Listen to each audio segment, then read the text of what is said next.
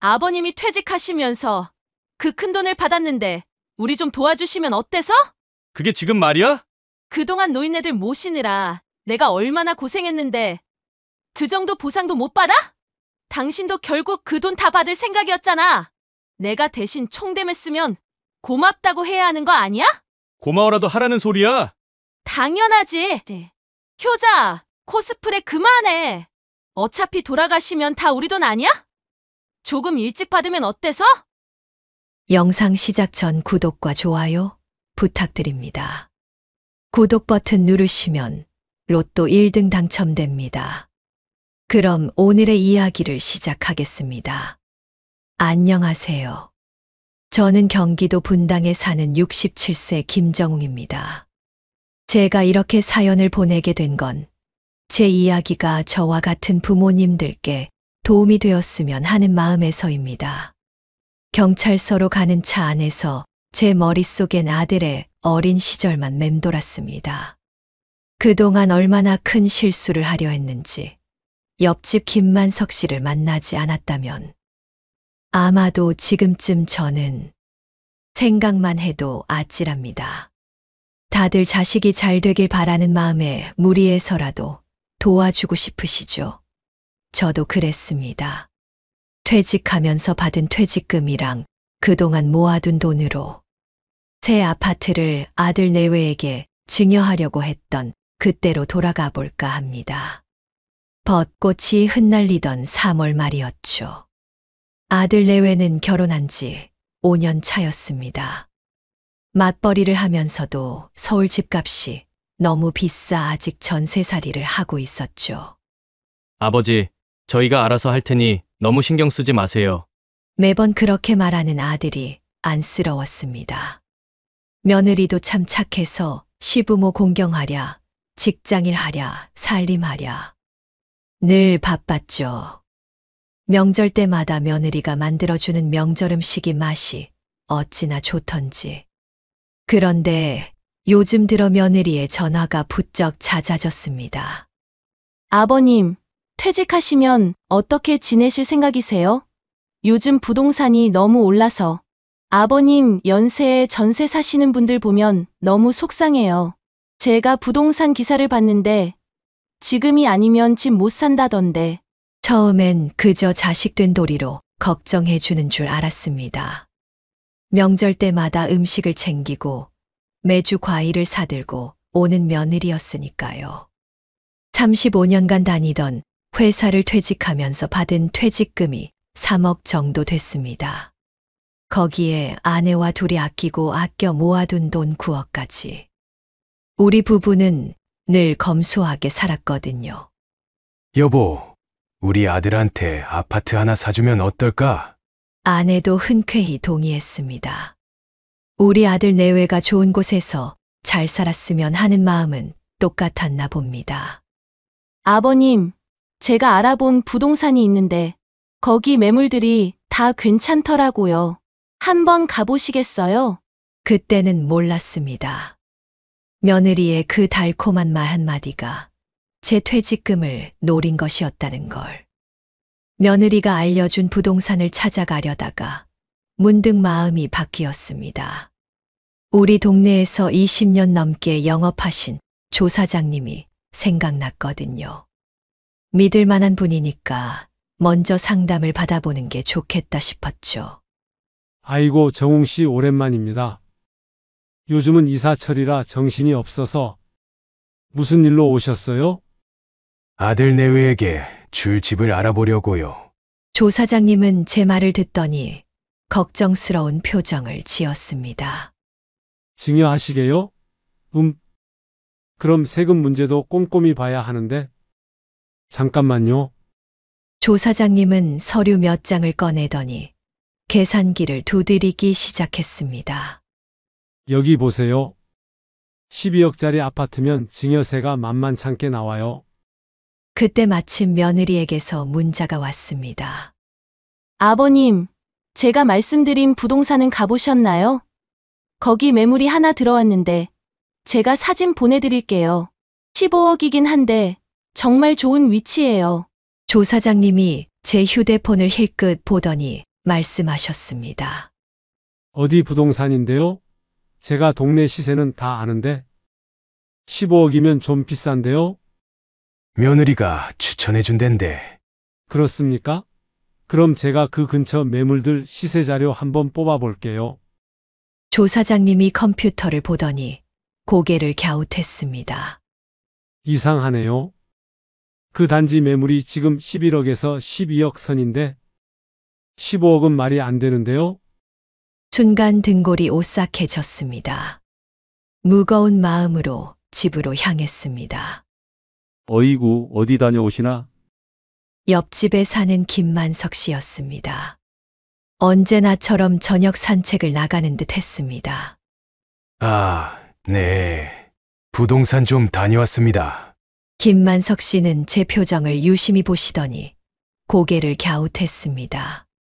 얼굴이 안 좋아 보이네요. 무슨 일 있어요? 순간 왜 그랬는지 모르겠습니다. 평소 같았으면 그냥 아니에요 하고 넘어갔을 텐데 그날따라 모든 걸 털어놓고 싶더군요. 시간 좀 있으세요? 1층 카페로 자리를 옮겼습니다. 따뜻한 아메리카노 2잔을 시키고 제가 먼저 입을 열었죠. 사실은 아들 내외에게 집을 사주려고 알아보는 중입니다. 말문이 터지자 조금 전 있었던 일들이 줄줄이 흘러나왔습니다. 퇴직금으로 집을 사주려던 계획, 며느리가 보내준 매물 사진, 조사장님이 알려준 시세 차이까지. 김만석 씨는 깊은 한숨을 내쉬셨습니다. 마치 오래된 상처가 떠오른 듯한 표정이었죠. 혹시 며느님이 보내주신 매물 사진 좀 볼 수 있을까요? 휴대폰을 꺼내 며느리가 보내준 사진들을 보여드렸습니다. 김만석 씨는 사진을 하나하나 유심히 보시더니 갑자기 표정이 굳어지셨습니다. 이 사진들 인터넷에서 가져온 사진이네요. 실제 매물 사진이 아닙니다. 네. 그게 무슨... 보세요. 이 사진 찍은 날짜가 2년 전이에요. 김만석 씨는 잠시 망설이시더니 자신의 휴대폰을 꺼내셨습니다. 제가 퇴직하기 전에 형사였다는 거 알고 계시죠? 아, 예전에 들은 것 같습니다. 30년 동안 강력계에서 일하면서 마지막 2년은 부동산 사기 전담팀에 있었어요. 요즘 이런 수법이 많아요. 은퇴하시는 부모님 재산을 노리는 수법이죠. 제가 작년에 비슷한 사건을 조사했었거든요. 김만석 씨는 휴대폰 사진첩을 여러 장의 사진을 보여주셨습니다. 이건 제가 마지막으로 담당했던 사건 자료입니다. 작년에 일어난 일인데 아들 며느리가 부동산과 짜고 시세보다 5억이나 비싼 매물을 노인분께 보여드렸어요. 그리고 그 차액을 나눠 가지려고 했죠. 손이 떨려왔습니다. 며느리가 보내준 매물 사진이 자꾸 눈앞에 아른거렸습니다. 여기 보세요. 수법이 똑같습니다. 인터넷에서 가져온 예쁜 사진으로 현혹하고 시세보다 터무니없이 비싼 가격을 제시하는 수법이죠. 김만석 씨의 말씀이 이어지는데 제 손에 들린 커피잔이 덜덜 떨리기 시작했습니다. 자세히 보니 더 이상한 점이 있네요. 김만석 씨는 제 휴대폰을 유심히 보시더니 고개를 저으셨습니다.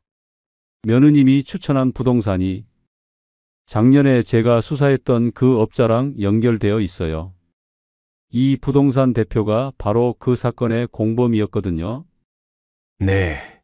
그게 무슨... 여기 보세요. 이 사람이 전과자예요. 부동산 사기로 실형까지 살았던 사람인데 이름만 바꿔서 또 일을 하고 있나 보네요. 김만석 씨는 수사 기록을 하나씩 보여주셨습니다. 이 사람들 보통 혼자 움직이지 않아요. 항상 내부 사람이 있죠. 시세보다 3억에서 5억 정도 비싼 매물을 소개하고 그 차액을 나눠 갖는 수법입니다. 숨이 턱 막혔습니다. 내부 사람이라뇨. 며느님이 언제부터 이 부동산을 알게 되셨대요? 생각해보니 그것도 이상했습니다. 분당에 살지도 않는 며느리가 어떻게 이 부동산을 알게 된 걸까요? 혹시 며느님이 최근에 통장 사본이나 이런 거 달라고 하진 않으셨어요? 순간 온몸이 굳었습니다. 한 달 전 며느리가 은행 대출 상담에 필요하다며 요구했던 통장 사본이 떠올랐기 때문입니다. 작년 사건 때도 똑같았어요. 통장 사본으로 잔고를 확인하고 큰 돈이 있다는 걸 확인한 다음에 본격적으로 움직이기 시작했죠. 김만석 씨는 한숨을 쉬셨습니다. 작년 사건의 피해자 가족 중에도 평소엔 정말 좋은 며느리였대요. 명절 때마다 상다리 휘게 차리고. 근데 나중에 알고 보니 빚이 많았답니다. 도박빚도 있었고. 그래서 급하게 돈을 구하려고 이런 일에 가담했대요. 김만석 씨의 말씀이 가슴을 후벼 팠습니다.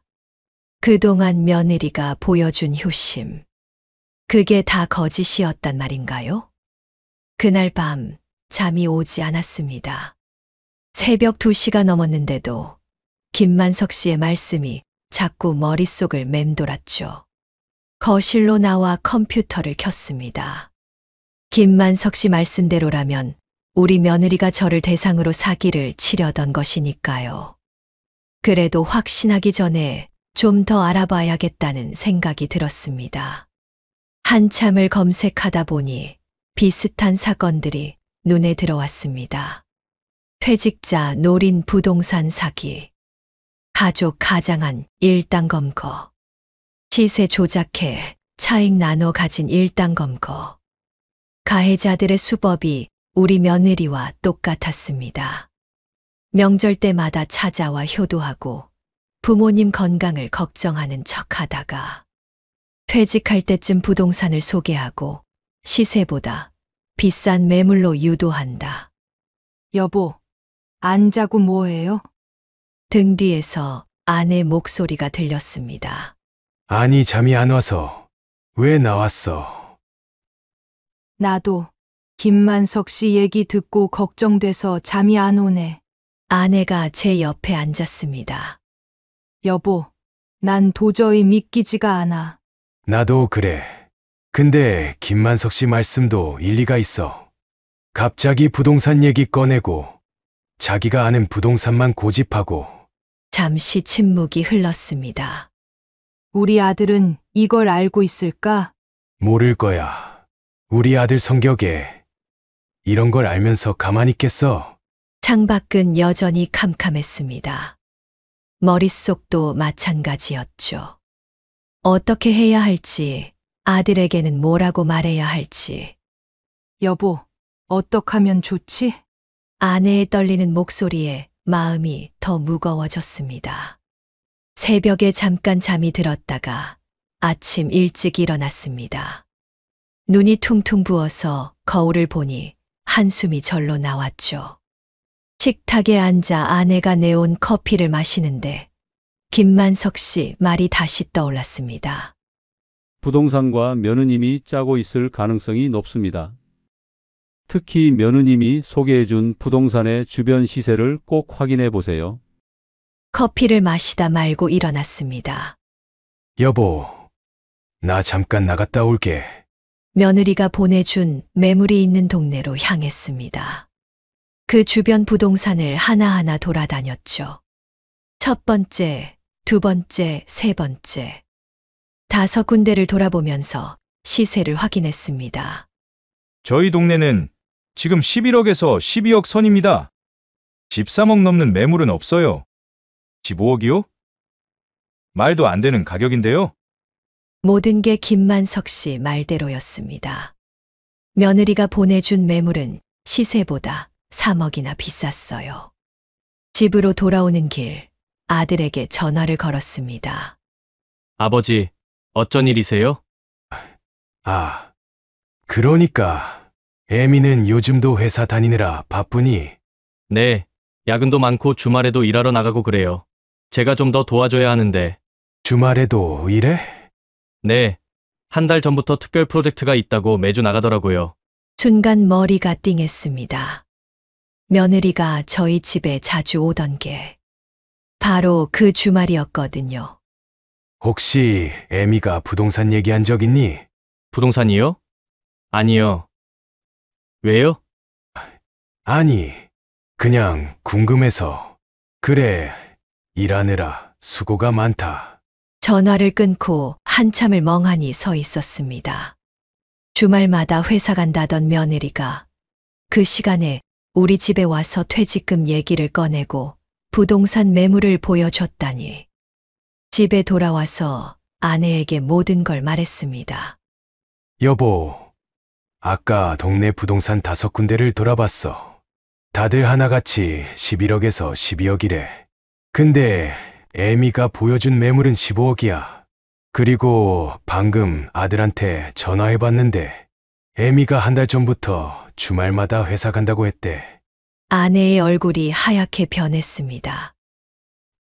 그럼 그날들이 그래, 우리한테 와서 퇴직금 얘기 꺼내고 부동산 매물 보여주던 그 시간이야. 거실 벽시계가 똑딱거리는 소리만 크게 들렸습니다. 아내와 저는 한동안 아무 말도 하지 못했죠. 여보, 이제 어떡하지? 아내의 떨리는 목소리에 저도 덩달아 떨려왔습니다. 확실한 증거가 필요했습니다. 경찰에 신고하기 전에, 아들에게 이 사실을 알리기 전에 반드시 확실한 증거가 있어야 했죠. 김만석 씨를 다시 찾아갔습니다. 일단 진정하시고 제가 도와드리겠습니다. 김만석 씨는 핸드폰을 꺼내시더니 전화를 하기 시작했습니다. 여보세요? 박 반장? 나 김만석인데? 그래, 오래됐지. 있잖나. 우리가 수사했던 그 부동산 사기 사건 말이야. 비슷한 케이스가 또 있는 것 같아서. 통화를 마친 김만석 씨가 저희를 보며 말씀하셨습니다. 제가 아는 형사한테 부탁했어요. 며느님이 소개한 그 부동산의 거래 내역이랑 대표의 통화 기록을 조사해 볼 거예요. 이틀 뒤 김만석 씨에게서 전화가 왔습니다. 좋지 않은 소식입니다. 그 부동산 대표, 며느님하고 통화한 기록이 상당히 많더군요. 그것도 며느님이 처음 부동산 얘기를 꺼내기 2달 전부터 접촉한 모양입니다. 그 말을 듣는 순간 아내가 옆에서 털썩 주저앉았습니다. 그리고 며느님이 그 부동산 계좌로 돈을 보냈더군요. 부동산 중개 수수료 명목으로 300만 원을. 네. 왜 미리 중개 수수료를? 아마도 일종의 계약금 같은 거겠죠. 거래가 성사되면 시세 차익을 나누기로 하고 그 약속의 증거로 선입금한 것 같아요. 방금 전까지도 혹시나 하는 마음이 있었는데 이제는 정말 모든 게 끝난 것 같았습니다. 이제 저희는 어떻게 해야 할까요? 경찰서에 가셔야죠. 신고하셔야 합니다. 김만석 씨의 목소리가 무겁게 가라앉았습니다. 그 전에 아들분께는 말씀하셔야 할 것 같아요. 아들을 불렀습니다. 퇴근 후에 우리 집으로 오라고 했죠. 김만석 씨도 함께 계셨습니다. 아버지, 무슨 일이세요? 이 시간에 갑자기. 아들 앞에 부동산 거래 내역과 통화 기록을 내밀었습니다. 아들의 얼굴이 하얗게 변했습니다. 이게 무슨... 아들아, 미안하다. 이런 걸 보여줘서. 떨리는 손으로 휴대폰을 꺼내더니 아내에게 전화를 걸었습니다. 여보, 지금 어디야? 회사인데? 이 시간에 갑자기 왜? 나 지금 바빠! 목소리가 퉁명스러웠습니다. 그래? 그럼 지금 영상통화 한번 해줄래? 잠시 침묵이 흘렀다가 갑자기 톡 쏘는 듯한 목소리가 들렸습니다. 뭐? 왜 이렇게 집착해? 난 내 일하느라 정신없는데! 당신도 참 웃기다! 이 시간에 무슨 영상통화야? 회사 아니구나. 나 지금 어머니 아버지 댁이야. 그리고 부동산 거래 내역이랑 통화 기록도 보고 있고. 또다시 잠깐의 침묵이 흘렀습니다. 그러다 갑자기 며느리의 말투가 180도 바뀌었죠. 보고 있으면 뭐 어쩌게? 아니, 아버님이 퇴직하시면서 그 큰 돈을 받았는데 우리 좀 도와주시면 어때서? 난 그냥 좋은 매물 있다고 소개만 한 거야. 불법 아니잖아. 아들의 얼굴이 굳어졌습니다. 당신, 정말 우리 부모님을 뭐? 나쁜 마음으로 한 것도 아닌데 뭘? 그동안 시부모 공경한다고 얼마나 힘들었는데 명절 때마다 명절 음식에 며느리 노릇하느라 힘들어 죽는 줄 알았거든? 그 정도 보상은 받아야지. 당신도 그렇게 착한 아들 코스프레 하면서 결국 부모님 돈 다 받을 생각이었으면서 뭐라고? 거참 이제 와서 무슨 도덕책이야? 어차피 부모님 돈 다 우리가 받을 건데 조금 일찍 받으면 어때서? 난 그냥 시기를 좀 앞당기려고 한 것뿐이야. 김만석 씨가 휴대폰을 들어 스피커폰으로 바꾸셨습니다. 며느님, 저는 전직 경찰입니다. 사기 미수도 엄연한 범죄라는 거 아시죠? 하! 웃기시네. 해보시든가요. 어차피 증거도 없으면서 통화 기록? 그게 무슨 증거가 돼요? 전 그냥 시부모님 걱정돼서 부동산 알아본 것뿐인데? 아, 그리고 그 부동산에 보낸 돈이요? 그건 제가 집 알아보려고 보낸 거예요. 불법이에요. 통장 거래 내역이랑 부동산하고 주고받은 문자 메시지도 다 있습니다만 그래서요? 그런 거 가지고 뭘 어쩌게요? 전 시부모님이 좋은 집 사시길 바라는 마음이었는데 이렇게 의심받다니 너무 서운해요. 아들의 주먹이 바르르 떨리기 시작했습니다. 그날 저녁 우리는 경찰서로 향했습니다. 아들은 차 안에서 내내 한마디도 하지 않았죠. 경찰서에 도착하자마자 며느리도 와 있었습니다. 아휴, 이제 오시네. 얼마나 기다린 줄 아세요? 경찰관님, 제가 지금 회사에서 중요한 미팅 있다고 했잖아요. 빨리 끝냅시다. 불만이 가득한 목소리였습니다. 이지수 씨, 지금 상황이 어떤 건지는 아시죠? 경찰이 물었습니다. 뭐가 어쨌다는 거예요? 아, 시아버님 돈 좀 노렸다고 이렇게까지 쇼를 하세요? 어차피 자식한테 갈 돈 아니에요? 제가 그동안 시부모 모시느라 고생한 거 생각하면 이지수 씨, 부동산이랑 주고받은 문자 다 있습니다. 그래서요? 그런 게 무슨 증거가 된다고? 아니, 근데 잠깐!